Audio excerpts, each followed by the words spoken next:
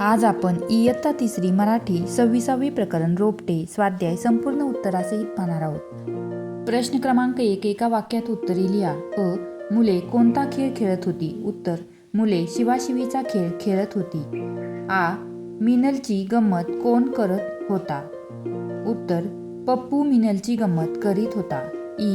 पप्पूने राज्य घेण्यास नकार का दिला? उत्तर आहे पप्पू चिडचिड्या स्वभावाचा असल्यामुळे राज्य घेण्यास नकार दिला। पुढील प्रश्न पाहण्या अगोदर व्हिडिओला एक लाईक तसेच आपल्या चॅनलला सबस्क्राईब करायला विसरू नका। प्रश्न क्रमांक 2 2-3 वाक्यात उत्तरे लिहा। पप्पू खेळताना मिनलची गंमत कशी करायचा? उत्तर मिनल शिवण्यासाठी जवळ आली की पप्पू जोराने पळायचा, पुन्हा शांत उभा राहायचा। अशा प्रकारे बराच वेळ मिनल थकेपर्यंत पप्पू खेळताना तिची गंमत करायचा। पप्पू थरथर कापत का होता? उत्तर चूक कबूल करताना पप्पू गुरुजींसमोर रडत होता। गुरुजी खूप रागावतील असे त्याला वाटल्यामुळे पप्पू थरथर कापत होता। गुरुजी पप्पूला काय म्हणाले? उत्तर गुरुजी पप्पूला म्हणाले की तुझ्याकडून नकळत चूक झाली आणि तू प्रामाणिकपणे कबूल केलीस, हे ऐकून मला बरे वाटले। रोप लहानाचे मोठे होईपर्यंत खूप काळजी घ्यावी लागते, तेव्हा ते मोठे होते। तुमची आई सुद्धा तुम्ही लहानाचे मोठे होईपर्यंत तुमची खूप काळजी घेते। उद्या शाळेत येताना मी 2 रोपे आणणार आहे, त्यांना वाढवण्याची जबाबदारी पप्पू तुझी आहे। पप्पू मधील कोणकोणते गुण तुम्हाला दिसतात? उत्तर पप्पू चिडचिड्या होता पण तो प्रामाणिकही होता।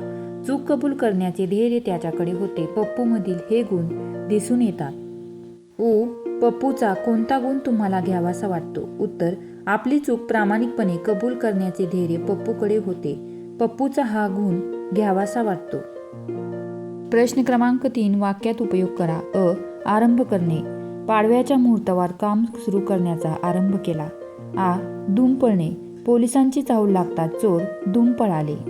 बट्ट्याबोळ होणे, अचानक झालेल्या पावसामुळे पिकांचा बट्ट्याबोळ झाला।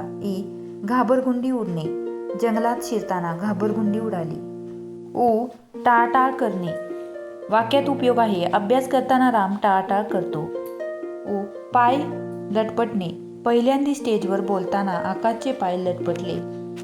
आकाश ठेंगणे वाटणे, परीक्षेत पहिला क्रमांक आल्यावर ती राधाला आकाश ठेंगणे वाटले। अशा रीतीने विद्यार्थी मित्रांनो आपला स्वाध्याय इथेच संपला। भेटूया अशाच नवनवीन स्वाध्यायामध्ये।